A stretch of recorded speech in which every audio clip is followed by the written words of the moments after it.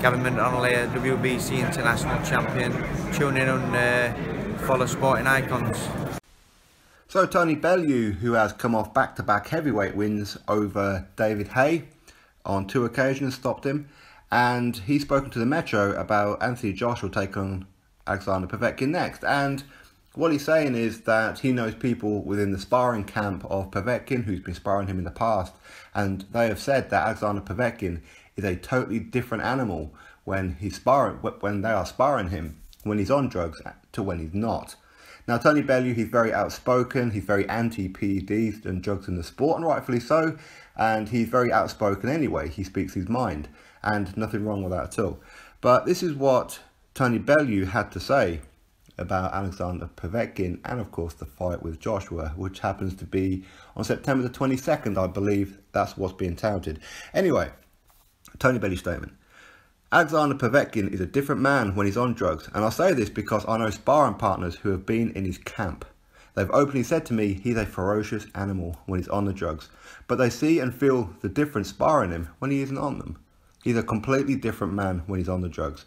I have no problem saying I would absolutely annihilate Povetkin if he wasn't on drugs, but if he's on drugs, I haven't got a hope. That's a harsh reality. Anthony Joshua has proved he can navigate his way through a 12-round fight without any hiccups. Anthony Joshua will resume normal service against Povetkin, return to being the guy who goes in there looking for the knockout. He's the guy who goes in there and takes a gamble looking for the knockout. That's what everyone turns up to see when they watch heavyweight boxing. Nobody wants to see a 12-round match, 2 fighters playing chess. They turn up to see blood, guts, and someone going to sleep. Joshua has done that time and time again, and I believe he'll deliver that when he faces Povetkin.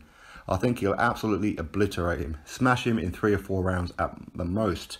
David Price was only 5 seconds away from ending Povetkin. It was just that bell that saved him. So that is Tony Bellew's statement.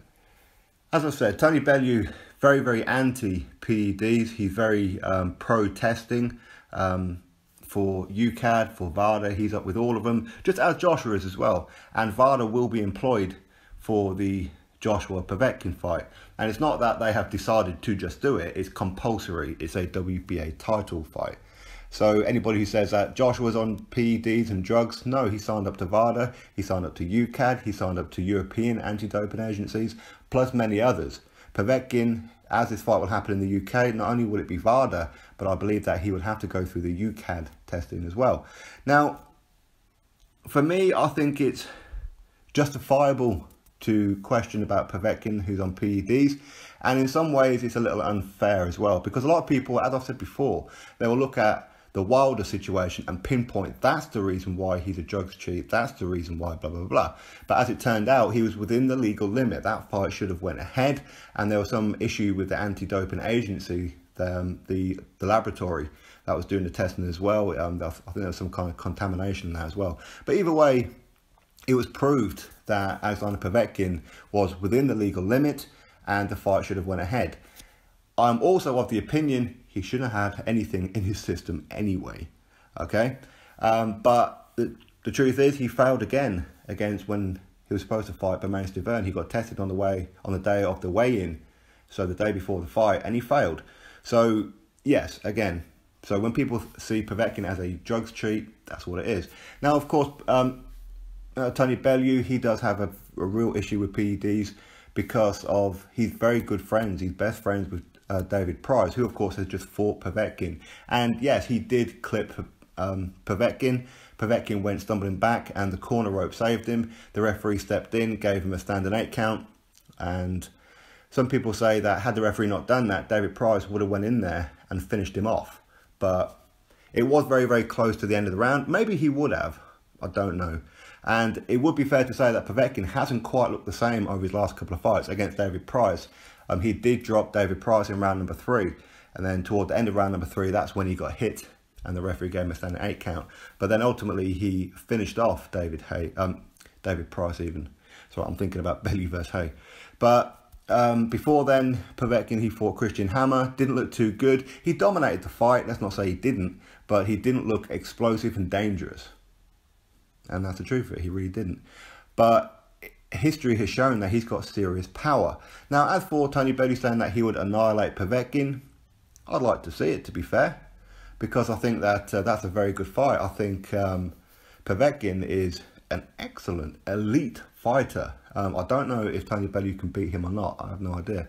But yeah, I'd certainly like to see it. If Joshua gets past Povetkin, I don't know, maybe a Povetkin versus Tony Bellew. That would be of interest. I don't think that Tony Bellew would do it, to be fair. I think Tony Bellew would be looking at the winner of the Cruiserweight World Boxing Super Series finalist, who will be the undisputed Cruiserweight champion. I think that's what we're looking forward to. And also with an eye on potentially bringing Andre Ward out of retirement as well. If not, I'd like to see Povetkin go up against Luis Ortiz. I think that would be a very tasty fight. And allegedly, Alexander Povetkin, he finished off Luis Ortiz in 1 round in the amateurs. But again, I don't know that for a fact. That's just what multiple people have told me. So either way, this fight, both fighters will be tested to the eyeballs. Okay, so there's no chance that Povetkin is going to be on the juice. If he is, then okay, then he should be banned for life, right? But as I said, Tony Bellew, he does have a real issue with PEDs in the sport, and so he should. He's absolutely right. I think that, as I said before, either everybody does it or nobody does it, and I would prefer it if nobody does it. That's just my personal belief. But I mean, for him to say that he actually knows people in Povetkin's sparring camp who have openly said to him that when Povetkin's on the juice, he's totally different, he's much better, and when he's not on them, he's not that good. So I don't know. I don't know who these people are, or even how they would know when he's on the juice and when he's not. He may just be having a real good day one day and a bad day the next. No idea.